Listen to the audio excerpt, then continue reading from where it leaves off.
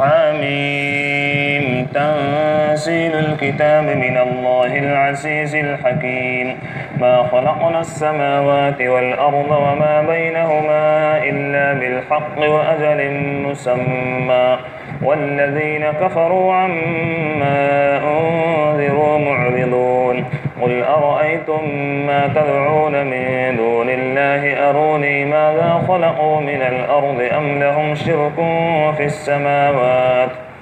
ائتوني بكتاب من قبل هذا أو أثارة من علم إن كنتم صادقين ومن أضل ممن يدعو من دون الله من لا يستجيب له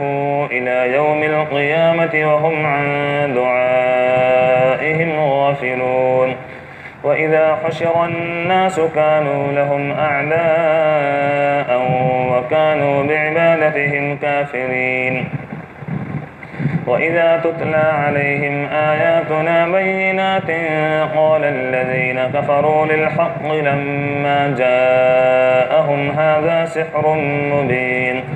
أم يقولون افتراه قل إن افتريته فلا تملكون لي من الله شيئا هو أعلم بما تفيضون فيه كفى به شهيدا بيني وبينكم وهو الغفور الرحيم قل ما كنت بدعا من الرسل وما أدري ما يفعل بي ولا بكم إن أتبع إلا ما يوحى إلي وما أنا إلا نذير مبين قل أرأيتم إن كان من عند الله وكفرتم به وشهد شاهد من بني إسرائيل على مثله فآمن واستكبرتم إن الله لا يهدي القوم الظالمين وقال الذين كفروا للذين آمنوا لو كان خيرا ما سبقونا إليه وإذ لم يهتدوا به فسيقولون هذا إفك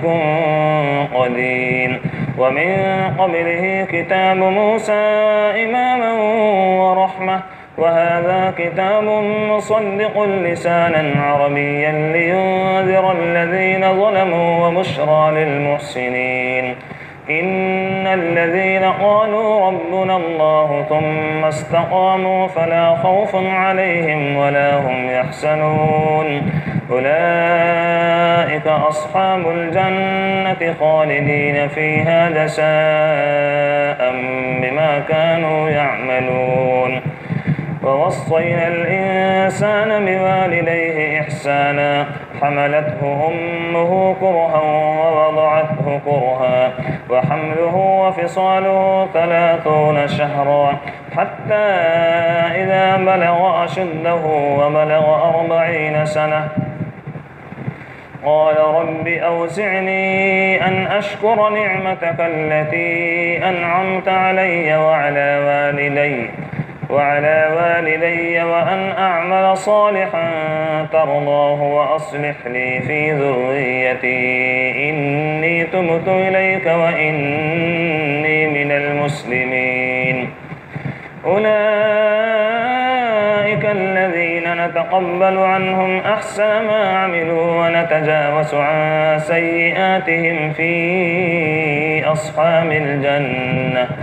وعلى الصدق الذي كانوا يوعدون والذي قال لوالديه أف لكما أتعدانني أن أخرج وقد خلت القرون من قبلي وهما يستغيثان الله ويلك آمن إن وعد الله حق فيقول ما هذا إلا أساطير الأولين أولئك الذين حق عليهم القول في قد خلت من قبلهم من الجن والإنس إنهم كانوا خاسرين ولكل درجات مما عملوا وليوفيهم أعمالهم وهم لا يظلمون ويوم يعرض الذين كفروا على النار أذهبتم طيباتكم في حياتكم الدنيا واستمتعتم بها فاليوم تجزون عذاب الهون بما كنتم تستكبرون في الأرض بغير الحق وبما كنتم تفسقون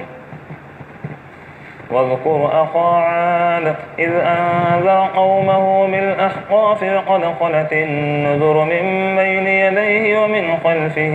ألا تعبدوا إلا الله إني أخاف عليكم عذاب يوم عظيم قالوا أجئتنا لتأفكنا عن آلهتنا فأتنا بما تعدنا إن كنت من الصادقين قال إنما العلم عند الله وأبلغكم ما أرسلت به ولكني أراكم قوما تجهلون فلما رأوه عارضا مستقبل أوديتهم قالوا هذا عارض ممطرنا بل هو ما استعجلتم به ريح فيها عذاب أليم تدمر كل شيء بأمر ربها فأصبحوا لا يرى إلا مساكنهم كذلك نجزي القوم المجرمين ولقد مكناهم في ماء مكناكم فيه وجعلنا لهم سمعا وأبصارا وأفئدة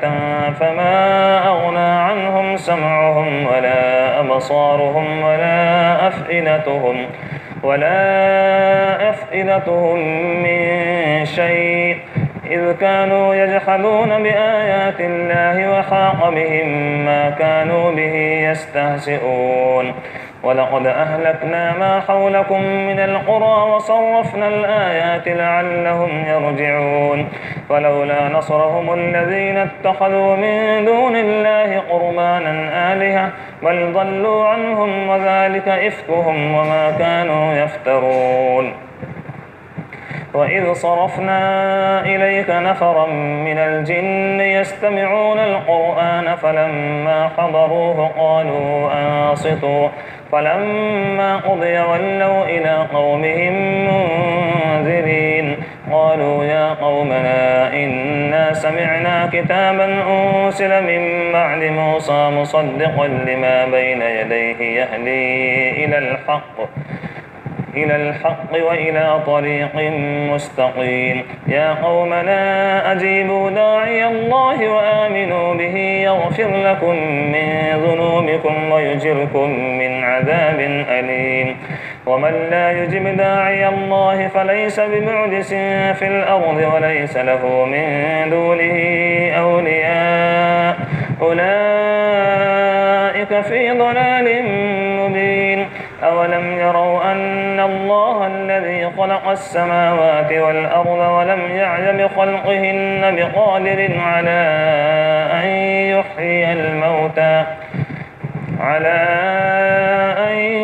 يحيي الموتى بلى إنه على كل شيء قدير ويوم يعرض الذين كفروا على النار أليس هذا بالحق قالوا بلى وربنا قال فذوقوا العذاب بما كنتم تكفرون فاصبر كما صبر أولو العزم من الرسل ولا تستعجل لهم كأنهم يوم يرون ما يوعدون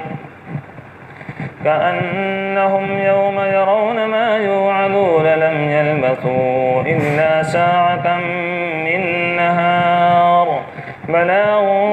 فهل يهلك إلا القوم الفاسقون.